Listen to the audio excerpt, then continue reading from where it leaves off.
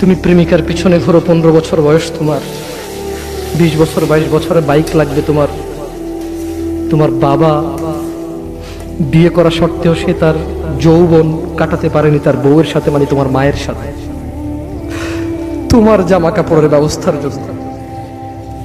তুমি বুঝো যুবক, তোমার বাবার বয়স এখন 40, সে তোমার মার কাছে আসলে আর অনুভূতি নেই, তার শক্তি কমে গেছে। তুমি বুঝবা না যুবক। 15 বছর বয়সে তুমি যত উত্তেজিত, তোমার বাবা 30 বছর বয়সে এরকম ছিল, সে আসতে পারেনি।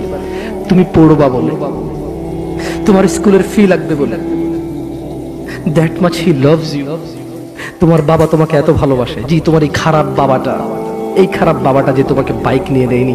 তুমি নষ্টামি করো, মেয়েদের পিছনে করো, মোবাইল রিচার্জ করে দাও মেয়েদের, তোমাকে যে ডেইলি 500 টাকা করে দিতে পারে না।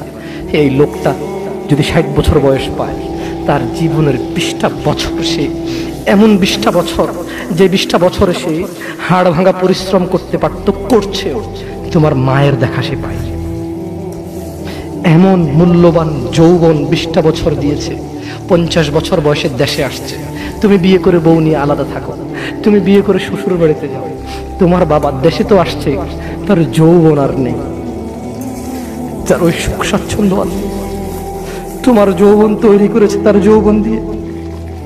এই মুহূর্তে কোটি টাকা দিলে কি সে যৌবন কিনতে পারবে? তোমাকে তোমার বাবা এত ভালোবাসে, আর